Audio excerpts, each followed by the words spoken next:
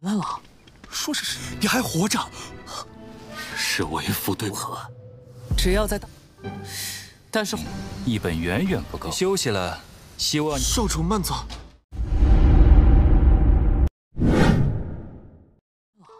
说是尸体被吃了，给你，让你深陷。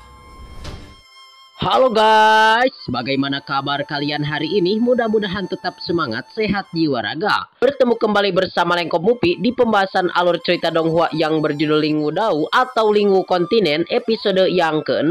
Namun seperti biasa, buat kalian yang masih belum subrek, bantu tolong subrek dulu dan nyalakan loncengnya.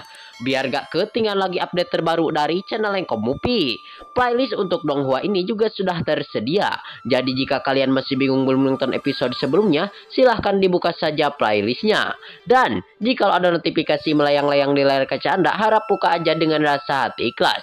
Dan Mimin informasikan pula, bantu komen dan subrek channel Lengkop Mupi 3 agar Mimin lebih semangat lagi dalam uploadnya. Kalau sudah seperti itu, tak perlu malas-malas ya geng, langsung saja kita digas.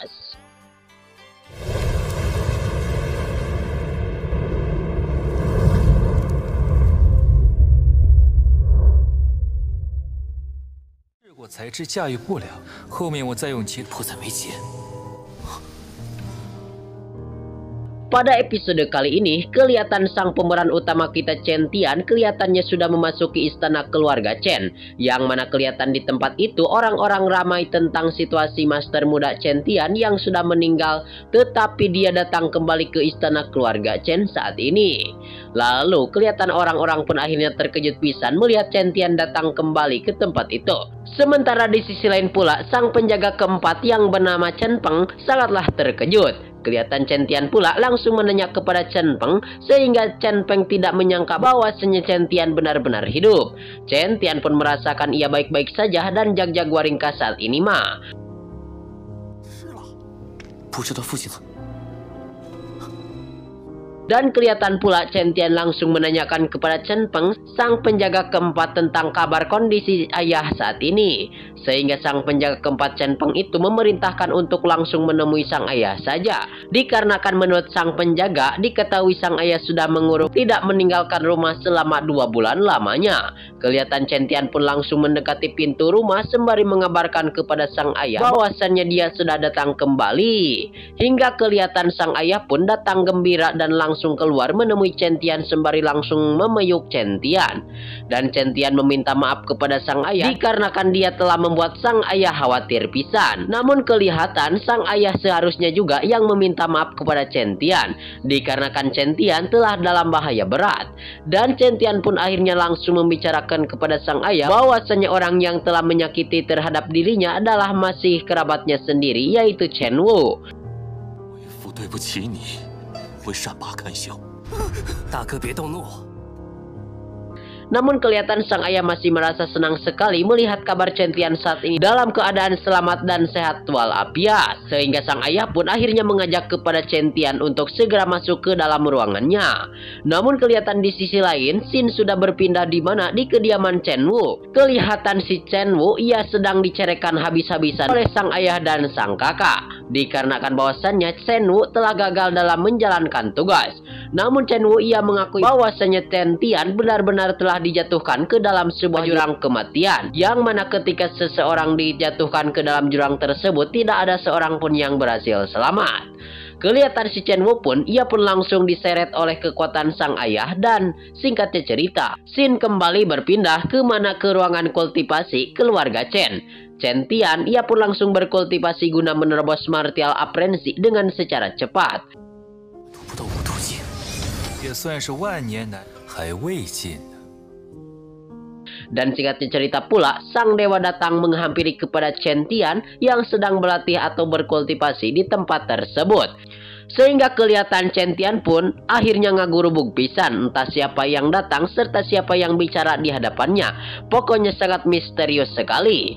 Tiba-tiba sosok yang menyeramkan itu pun langsung datang sembari membacot di hadapan Chen Tian dikarenakan Chen Tian ia telah berani berkultivasi tanpa seorang guru. Dan kelihatan pula sang dewa pedang itu langsung membersamai serta menjelaskan seluruh unek-unek yang ada di dalam diri jiwa dewa pedang.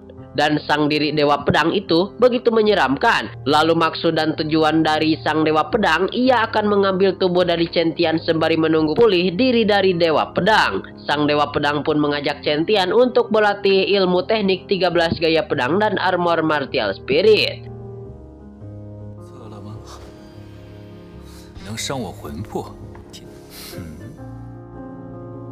Hingga cerita dalam pembicaraan mereka akhirnya Chen Tian pun diajak langsung untuk pergi ke salah satu daerah terpencil, yaitu dunia kitab surgawi. Chen Tian pun akhirnya langsung dibawa ke tempat tersebut oleh sang Dewa Pedang. Kelihatan Chen Tian sangat menghuleng dikarenakan ia tidak tahu sama sekali tempat yang misterius itu. Namun kelihatan sang Dewa Pedang langsung memberitahukan alamat dan tempat tersebut, bahwasanya tempat tersebut adalah dunia kitab surgawi yang begitu misterius.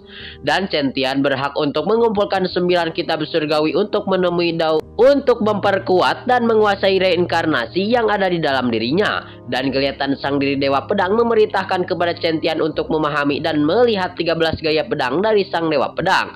Kelihatan sang Dewa Pedang pun ia sangatlah senang melihat Chen Tian, bahwasannya Chen Tian adalah seorang pendekar tetapi kekuatannya sudah menjadi lebih dari para jenius-jenius muda yang lainnya.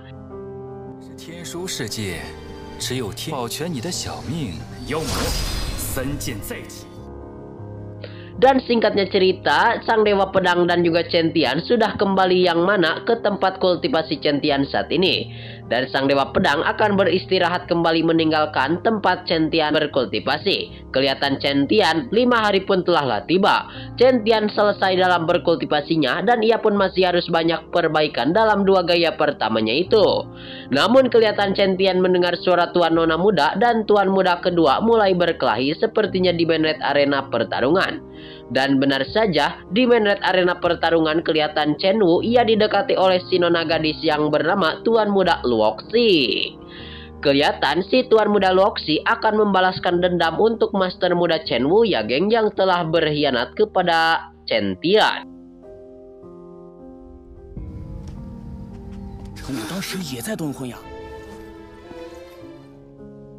Dan ia pun ingin menyerang Chen Wu dengan seluruh aura kekuatan spiritualnya. Namun tiba-tiba Chen Wu dilindungi langsung oleh Chen Yue. Dan Chen Yue ia pun langsung datang menghampiri ke tempat itu. Dan kelihatan Chen Yue ia pun langsung datang tiba-tiba ya geng ke tempat itu dan menghampiri kepada langsung menggunakan kekuatan naga ajurenya. Dan Chen Yue itu merupakan putri dari Chen Beitian ya geng. Kelihatan juga sang pemeran utama kita Chen Tian datang menghampiri sang kakak Luoxi. Dan kelihatan sang kakak langsung memeyuk kepada Chen Tian. Sehingga pada kesempatan hari ini semua orang bersorak ceria dikarenakan kan tidak menyangka sama sekali bahwasanya Chen Tian masihlah bisa hidup. Dan kelihatan di sesi arena pertarungan si Tuan Muda pengkhianat yang berbaju hitam merah itu ia juga berpura-pura kepada Chen Tian yang padahal mah ia sudah geram pisan. Dan amak jedak kepada Chen Tian ingin menghantam Chen Tian habis-habisan.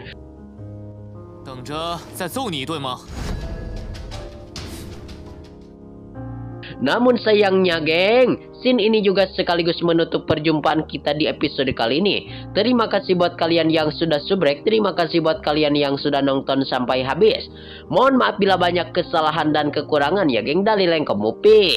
Nah, mungkin hanya ini saja. See you next di video pembahasan.